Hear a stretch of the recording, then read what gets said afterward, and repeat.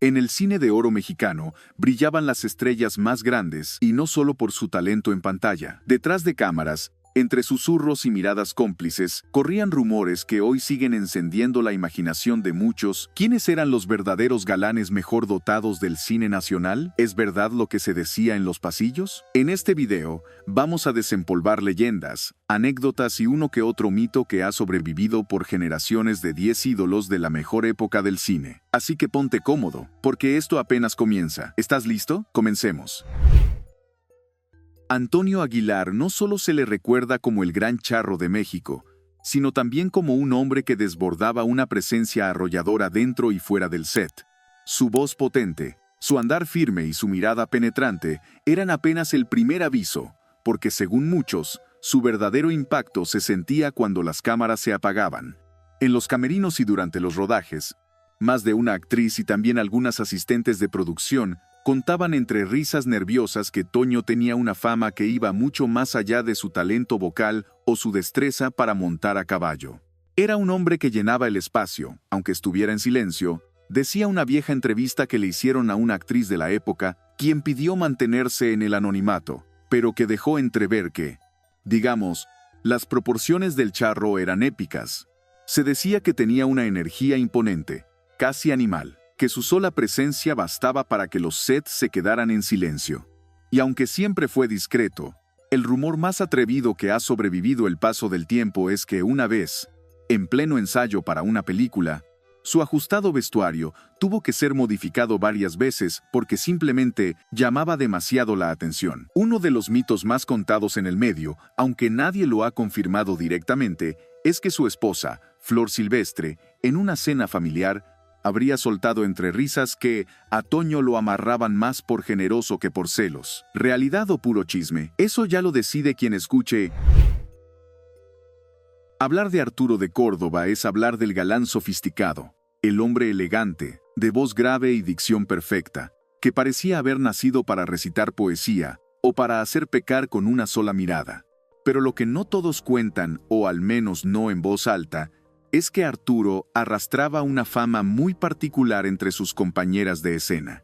No era solo su forma de hablar, pausada, seductora, como si cada palabra estuviera calibrada al milímetro. Era algo más, un no sé qué, que todas querían descubrir. Varias actrices con las que trabajó durante los años 40 y 50 dejaron caer comentarios jugosos en entrevistas de época.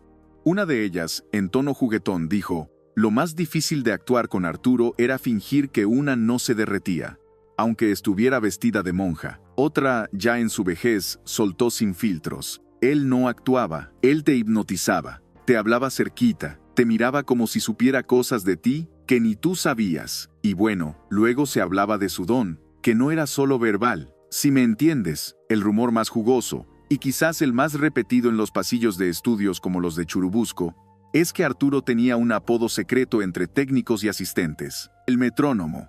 ¿Por qué? Pues porque, decían, lo tenía todo, menos descompasado. Las malas lenguas aseguraban que una reconocida estrella internacional, tras grabar una escena de cama con él, salió del set sonriendo y diciendo en voz baja: en México no solo el tequila es fuerte. Si hay alguien que se llevó el título de masculinidad bruta y sin filtros en el cine de oro, fue sin duda Emilio "el Indio" Fernández. Era indomable, impredecible y, según muchas voces tras bambalinas, completamente desvergonzado. Su físico era imponente, de mirada dura, piel curtida, pectoral al descubierto en casi todas sus fotos. Parecía más una estatua viviente que un simple mortal. Pero lo verdaderamente inolvidable, decían, empezaba cuando se quitaba la ropa. Porque sí, el Indio tenía una costumbre muy suya. Le encantaba estar desnudo.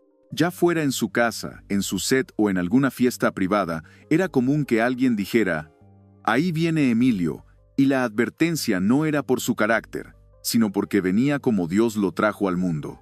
Una de las anécdotas más atrevidas dice que durante una visita a la casa de Diego Rivera, el pintor le pidió posar como modelo para una figura masculina poderosa. Emilio aceptó sin pensarlo 2 veces. Se quedó como Dios lo trajo al mundo en el acto. Y según el rumor más famoso del cine mexicano, Esa sesión inspiró ni más ni menos que la estatuilla del Oscar. Sí, esa misma que miles de actores sueñan con tener en sus manos, tendría el cuerpo, y se dice que también las dimensiones de El Indio. Sus romances fueron igual de explosivos. Mujeres fuertes, actrices de renombre, todas caían en su juego de macho alfa primitivo. Y aunque algunas terminaron escapando de su temperamento volcánico, muchas otras lo recordaban como un amante feroz, apasionado y dominante. Decían que besaba con furia, que hablaba poco y que, al estar con él, no sabía si estaba siendo amado o conquistado. Fernando Soler era el caballero, el hombre que no necesitaba alzar la voz ni presumir para hacerse notar. Su porte distinguido, su educación impecable y su trato amable lo convirtieron en un ícono del cine familiar. Pero detrás de ese traje bien planchado se escondía una figura que sabía jugar el juego del silencio. A diferencia de otros galanes del cine de oro que vivían rodeados de escándalos, Soler mantenía un perfil bajo. Pero curiosamente, las actrices que trabajaban con él salían siempre con la misma sonrisa en los labios y esa mirada de «solo yo sé». En más de una entrevista se insinuó con elegancia. Claro que el buen don Fernando no solo era un maestro del drama, sino también de otras artes más privadas. Una actriz muy reconocida de la época dijo una vez: «Fernando no te seducía, te envolvía. No necesitaba tocarte para que sintieras escalofríos». Otra más reveló que durante los rodajes, Soler tenía el extraño don de saber exactamente cuándo acercarse, cuándo hablar bajito, cuándo mirar fijamente. Y ese control casi hipnótico era lo que más enloquecía. Lo más sabroso de su leyenda es que nunca, pero nunca, se le vio alardeando. Mientras otros galanes eran conocidos por dejar un reguero de conquistas y rumores, a Soler lo envolvía un aire de misterio que lo hacía aún más deseado. Había quien juraba que en los camerinos, las mujeres hablaban de él como se habla de un libro prohibido, con respeto, pero con muchas ganas de abrirlo. Y claro, no faltaba quien dijera que el más serio de todos era, en realidad, el que tenía la mejor carta bajo la manga. Sí, ya sabes a lo que me refiero. Pedro Infante era el sueño de las abuelas, las tías, las mamás, y también de más de una actriz que compartió set con él. Era el hombre que lo tenía todo: sonrisa de niño travieso, cuerpo trabajado gracias a su pasión por el gimnasio y las pesas, algo rarísimo en su época, y una voz que podía hacer llorar o enamorar con la misma facilidad. Pero lo que se decía en los pasillos de los foros iba mucho más allá de su talento musical. Pedro tenía fama de ser un torbellino en la cama. Y no es chisme de ahora, ¿eh? Esto se contaba mientras él seguía vivo. Dicen que no había actriz, cantante o bailarina que no soñara, al menos una vez, con ser parte de la playlist privada del ídolo. Se hablaba de su virilidad como algo legendario. Una actriz de reparto, ya retirada, confesó en una entrevista que Pedro tenía el don de hacerte sentir única, aunque supieras que eras la número 20 en la semana, que era cariñoso, atento, y que su físico era tan generoso como su sonrisa. Otra más contaba, entre carcajadas, que una vez en camerinos, Pedro apareció con su bata abierta, por descuido, y dejó sin aliento a media. El mito más famoso, sin embargo, viene de un accidente en motocicleta. Al llegar al hospital para ser revisado, una enfermera habría dicho en voz baja, pero audible: «Pues de la cabeza está bien». Pero lo que más impresiona es lo de abajo. No se sabe si fue verdad o puro cuento, pero ese tipo de leyendas no se inventan solitas. Y aunque su vida amorosa era un torbellino con hijos, esposas, amantes y más, Pedro siempre dejaba una impresión duradera. No por su fama ni por su dinero, sino por lo que decían las que lo conocieron a puerta cerrada. Pedro sabía tocar todas las cuerdas, y no solo de la guitarra. Jorge Negrete era el hombre perfecto, o eso parecía: rostro cincelado, voz de barítono que retumbaba el pecho y una elegancia que imponía. Era el galán de los galanes, el que no necesitaba alardear porque bastaba con que entrara al set para que todo el mundo supiera que el jefe había llegado. Pero lo interesante de Jorge no era solo su porte militar ni su educación refinada. Lo verdaderamente jugoso de su leyenda era lo que corría de boca en boca, sobre todo entre las actrices con las que trabajó, que debajo de esos trajes impecables se escondía un atributo que no tenía nada de discreto. Una anécdota muy repetida contaba que durante una filmación, El vestuarista tuvo que rediseñar los pantalones que Jorge usaba en una escena a caballo. ¿La razón? Según dijeron, el charro montado estaba llamando demasiado la atención, y no por el sombrero. Se necesitó más tela y menos ajuste para evitar que ciertas curvas distrajeran a medio elenco. Otra actriz, en una entrevista que años después se volvió viral entre cinéfilos, dijo: Negrete te hablaba al oído en tono de ópera, y tú ya estabas firmando tu alma. Luego, entre risas cómplices, agregó: y eso que no hemos hablado de cuando se quitaba la ropa. Su romance con María Félix también alimentó los rumores. Ella, famosa por no dejarse dominar por nadie, parecía derretirse cuando hablaba de Jorge. En sus memorias, llegó a decir que ningún hombre la había hecho temblar tanto, ni antes ni después. ¿Acaso fue por su voz o por lo que se escondía tras el cinturón de charro? Lo cierto es que Jorge Negrete no solo dejó un legado musical y cinematográfico, también una larga fila de suspiros y leyendas que, hasta hoy, siguen dando de qué hablar. ¿Recuerdas alguna otra anécdota suya? Tintán era puro desmadre, swing, son cubano y barrio bravo, pachuco con más ritmo del cine mexicano. Pero lo que no todo el mundo sabe, o más bien, lo que todos sabían pero no decían en voz alta, es que Germán Valdés tenía una fama entre las mujeres que competía directamente con la de los galanes serios, y en ciertos aspectos hasta los superaba. ¿Y cómo no? Si tenía una energía desbordante, una risa contagiosa y un magnetismo que atravesaba la pantalla. No era el típico guapo clásico, pero tenía ese no sé qué que hacía que hasta las actrices más exigentes terminaran rendidas. Se decía que lo suyo era la alegría y el arte de complacer. Una vez, durante la grabación de una comedia, una bailarina que compartía escena con él soltó entre bambalinas: Tintán es chiquito para unas cosas, pero grandote para otras. Y aunque todos soltaron carcajadas, ella no se estaba refiriendo al chiste, lo decía de forma literal. Y es que sí, uno de los rumores más persistentes sobre Germán Valdés es que tenía un atributo escondido que dejaba boquiabierta a más de una. Era algo que no se notaba de entrada, pero que al momento de la verdad sorprendía. Se contaba como chisme confidencial de camerino que una actriz muy conocida quedó tan impactada tras una noche de copas y risas que durante semanas le mandaba flores con mensajes sin firma. Romance, tal vez. Obsesión, más seguro. Además, Tintán tenía un talento especial. Sabía escuchar, sabía mirar y sabía moverse.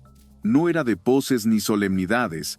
Era de esos que te hacían reír hasta soltar todas las defensas. Y luego, cuando menos lo esperabas, te soltaba una mirada seria, profunda, y ¡zas!, te tenía.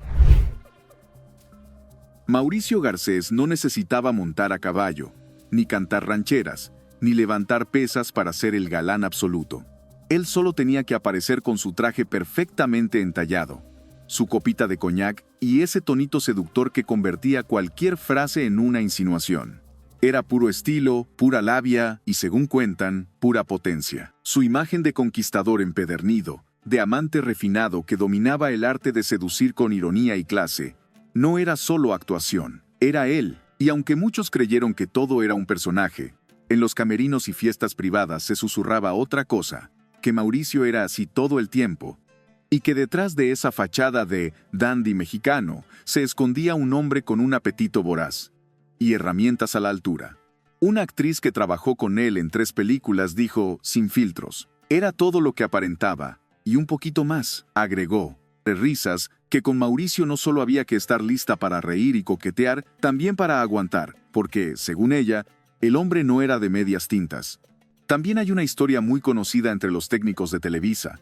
Durante una prueba de vestuario, el diseñador tuvo que hacer ajustes a varios pantalones porque el cliente sobresalía del molde.